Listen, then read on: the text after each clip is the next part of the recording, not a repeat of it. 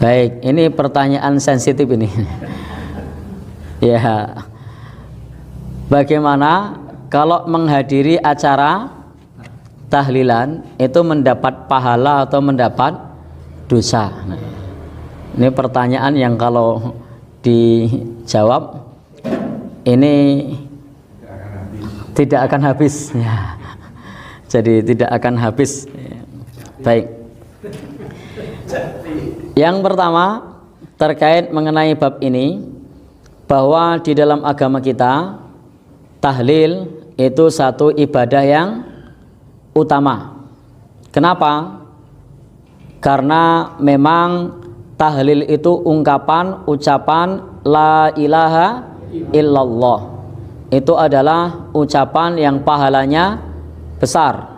La ilaha illallah. Tiada sesembahan yang berhak disembah melainkan Allah. Dan ini adalah hakikatu dakwati rusul, hakikat dakwah para rasul. Itu adalah la ilaha illallah. Tidak ada sesembahan yang berhak disembah melainkan Allah subhanahu wa ta'ala. Orang yang mengucapkan ini di akhir hayatnya insya Allah masuk surga. Man kana akhiru kalamihi la ilaha illallah dakhalal jannah. Barang siapa yang akhir perkataannya la ilaha illallah masuk surga. Bahkan ini adalah cabang keimanan yang paling tinggi, itu adalah la ilaha illallah. Itu terkait tahlil. Tetapi kalau yang dimaksud oleh penanya adalah tahlilan, ritual kematian, baik hari ke mulai dari berapa?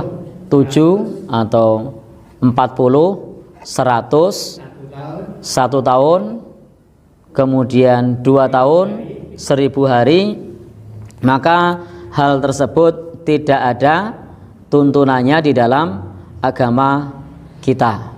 Dengan formasi yang kita kenal, itu tidak ada tuntunan mengenai rangkaian tersebut, hitungan-hitungan hari tersebut, atau bahkan yang pakai ubo rampe tertentu harus dengan apa, ini dan itu, ada kembang kemenyan, ada apa namanya, sesaji misalnya, maka itu jelas tidak ada tuntunannya.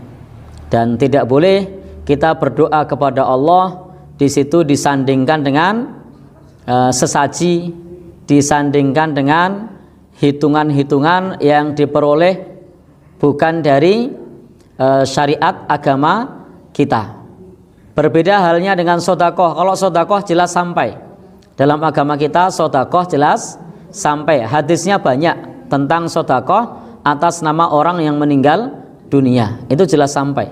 Sebagaimana dalam hadis Nabi, ada orang yang bertanya kepada Nabi, inna ummi iftulitat, ibuku mati mendadak, walam tusi, ibuku belum sempat berwasiat, afata sodaktu anha falaha ajrun, apakah jika aku bersedekah atas namanya ibuku dapat pahalanya? Jawabnya na'am, ya. Jadi terkait bacaan tahlil itu jelas pahalanya besar ya. Kemudian sodakoh itu jelas pahalanya sampai. Tetapi rangkaian yang semacam yang kita kenal dengan hitungan-hitungan yang ada, dengan ubo rampe, sesaji dan serono-serono yang ada, itu tidak kita kenal di dalam agama kita, dan itu jelas tidak sampai. Itu jelas tidak sampai. Sebagaimana sabda Nabi, man amala amilan laisa alaihi amruna fahuwa raddun. Barang siapa yang beramal dengan suatu amalan yang tidak ada tuntunan dari kami, maka amalan tersebut tertolak. Maka amalan tersebut tertolak. Lalu bagaimana ketika kita hadir? Apakah berpahala atau tidak? Konsepnya adalah ketika kita melihat hal yang semacam itu, kita bukan hakim untuk menghakimi dia berdosa atau berpahala.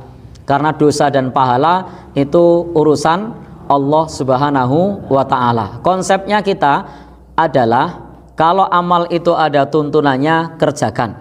Kalau tidak ada tuntunannya, tinggalkan. Karena perintahnya adalah kita diminta untuk ittiba kepada tuntunan Rasulullah Shallallahu Alaihi Wasallam. Dan kalau kemudian ada saudara kita yang menghadiri acara semacam itu, maka berikanlah udzur. Berikanlah udzur. Bisa jadi belum tahu, atau bisa jadi ada pertimbangan manfaat dan mudorot.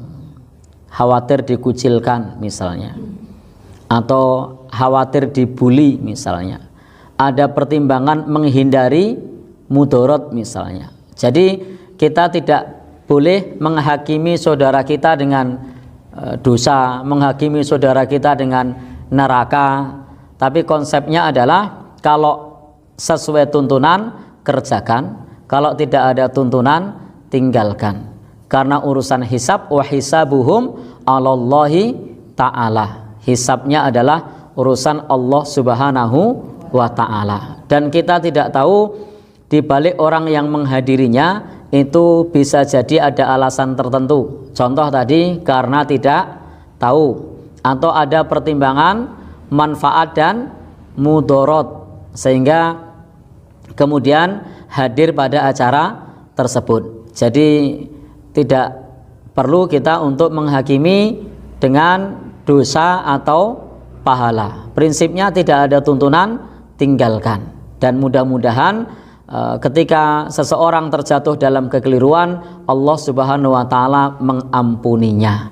Dan hendaknya kita terhadap orang yang berbeda pandangan dengan kita, hendaknya kita tidak perlu untuk kemudian menghakimi dengan dosa, menghakimi dengan neraka.